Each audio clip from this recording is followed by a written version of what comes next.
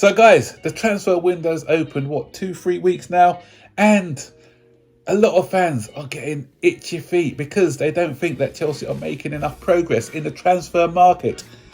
Okay, we signed Nicholas Jackson yesterday, confirmed, but we haven't signed the big ones, the ones we really want, like a Moise Caicedo in midfield. Where is he? Or maybe another attacker, a goalkeeper, for instance. So when you trawl through social media and you're looking at fans and saying, "Oh, Chelsea are inactive. What are they doing?" and they're getting worried. But guys, listen. Before the world of Twitter existed, the way that we found out about transfers was through, first of all, Sky Sports breaking news. So that yellow ticker which comes across saying that Chelsea are close to signing X player, or Chelsea have agreed a deal to sign so and so, or the medical. This player is currently having a medical. That's how we used to get our news, from Sky Sports News.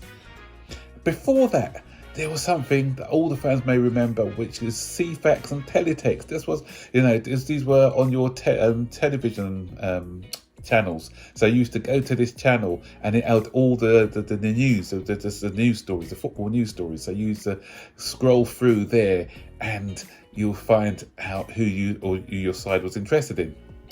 And there was another thing called Club Call. So what you used to do, there was a premium telephone number that you can ring up and find out who your club was going to get. And I used to do that at work. We used to, don't tell anyone, by the way, but it was years ago, and so I don't think I'll be getting into trouble with my workplace about that. So anyway, just keep quiet about that one. But I used to phone up and they used to tell you the sort of break and transfer news. And actually, that's where I found out that we were going to be buying Mark Hughes and I think Ruud Gullit as well, actually, through phoning up this Club Call number, and they used to give you the news about who you're going to be getting. Then the good old-fashioned newspaper as well. So newspapers, but with the newspapers, it was a lot of speculation before you actually found out who you're going to be getting. So take Twitter now as like the newspapers, like especially the rags like the Sun, the Mirror, and everything else. They always used to put in stories of this player, Chelsea are interested in X, Y, or Z, and then out of all the stories all the players that we were interested in, probably one or two of them would get materialise. And that's what you're seeing now. What you're seeing in social media, especially the Twitter world, you're seeing all the speculation from every single newspaper, not only English papers, but newspapers from Portugal, from France, from Italy, and speculations about who Chelsea are getting and who they're not getting. So you're getting all this news coming to you, and when it was sort of, how many players have we been linked to? About 100 players since the transfer window market opened. And all these players that we're linked with, we're not going to be getting any, a lot of these players anyway. So a lot of the news you've got to take with a pinch of salt. And so even the news, like the more concrete news, transfers take time. And just because, as I said, we are in this social media world now where stories are drip fed to you, then it gets a bit frustrating for the fans if they don't know what to look for. You need to know what to look for and read the signs carefully. So, and who to follow as well, because especially when it comes to the transfer window now, what people have got to realise is that a lot of people who want to be noticed, especially in the Twitter world, what they will do is they will say that they are ITKs. For people who don't know what ITK means, it's in the nose, or they're in with the agents of some players, or they know some inner secrets of the football club.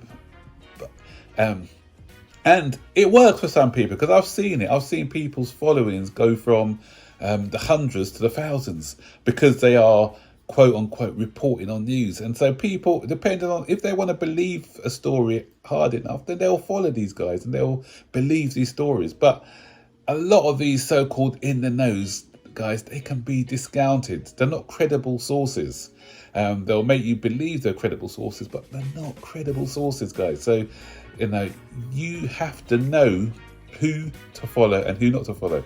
And the easy way of doing it is by looking at track record. And that's a simple way.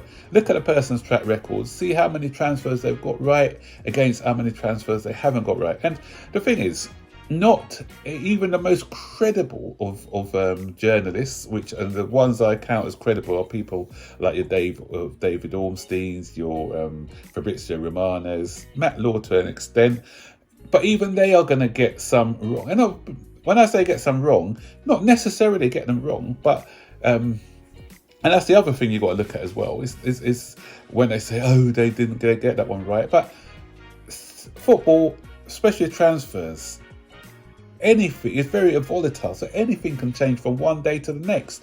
And I'll give you a few examples. For instance, Willian to Tottenham was a done deal. And I say the word done deal, I never use the word done deal actually, until and every video I do when I'm talking about transfer, they said until they've signed the contract and holding up that shirt or scarf, then it's not a done deal, because anything can happen between now and then. So take Willian for example. He was all set to join Tottenham. He had agreed the terms and everything else, but he hadn't signed that contract. And then Chelsea came in and said, look, I want a bit of that. And so Chelsea, Tottenham. It's not a hard choice, is it? So obviously you're going to join Chelsea. Oops, Freudian slip there. So obviously you're going to join Chelsea. And so what was looking like a 99% deal to Tottenham, he changed his mind last minute. He hadn't signed that contract. He was well within his rights to do it. And the rest is history. So we saw what happened. We saw it with another Tottenham. Tottenham always like missing out, don't they? They missed out on Luiz as well. He was all due to join them. Luiz, what's his name? Costas? Luiz? What's the guy at Liverpool? I can't remember. It is Luiz, isn't it? So he was due to sign for Tottenham. But again, Liverpool came in. Liverpool wanted him in the summer, but they saw that Tottenham were close to getting him. They came in, and again, sorry Tottenham, but Liverpool won that one. Another Liverpool one was Naby Fekir, where he was meant to be replacing Coutinho at the time, and they'd even taken pictures. Liverpool had even taken pictures of him, promotional pictures, getting him ready. But apparently, it was, first of all, they said it was some injury, but Fekir came out a bit later, a couple of years later, and said he was very disappointed not to get the move. It was nothing to do with an injury. It was something to do with some issues with agents' fees in the end, and which scuppered that particular deal. So that's what I'm saying. So some of the deals could be close, but something can happen last minute to stop that deal from going through. So that's why a journalist isn't going to be, when I say 100% accurate all the time, the deal could be going through as the journalist said. It doesn't mean that they're lying. But the way to look at them, I said, is look at their track record. And people like Fabrizio Romano, he's not going to get 100% right, but he gets at least 90% right. So whenever he says something's going to happen, it's more likely than not that it is going to happen. And what Fabrizio does, he kind of drip feeds you through. Oh no, he gives you snippets of the story all throughout. So, and he always says, and most of the time he says, it's not done deal yet. So until it's done, then you can't start celebrating. David Ornstein's a little bit different. David Ornstein, he breaks his news when it's like nearly guaranteed. So he doesn't drip feed you in the same way that Fabrizio Romano does, but he kind of lets you know once the deal is kind of certain, then that's when you'll hear from someone like a David Ornstein.